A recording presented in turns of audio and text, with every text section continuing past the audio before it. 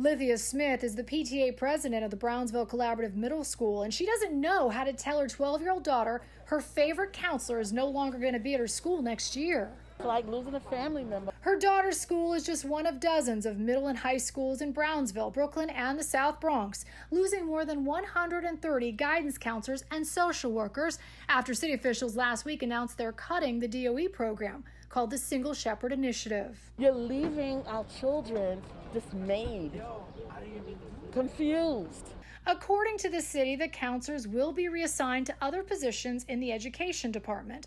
But Councilmember Mark Traeger of Brooklyn says he'll fight to keep the $11.6 million to keep the program alive. I will not support a budget that does not have these vital counselors and social workers restored for our kids who need them the most. Kids need these vital support services now more than ever. The goal of the Single Shepherd Initiative has been to pair every middle and high school student in grades 6 through 12 with a dedicated school counselor.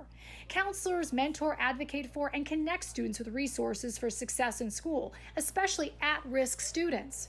Christopher Legree has seen the program in action as the parent coordinator at Brownsville Collaborative Middle School. We need more resources in the right places. Mayor Bill de Blasio Thursday promised not to cut the entire program and said this, quote, "We saw mixed results is the honest truth. We're keeping a piece of it in place, so a substantial part of that program will continue, but not all of it.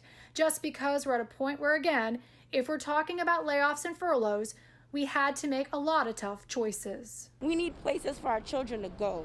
We need places for our children to be able to receive academic intervention, right? To be able to take part in sports programs. So without the funding and with the lack of resources, the city is going to be a devastating time for our children. Camera says the best way to support families right now is to give them more resources and to support community-based organizations in at-risk communities that are actually doing the work. In Brownsville, Monica Morales, Pix 11 News.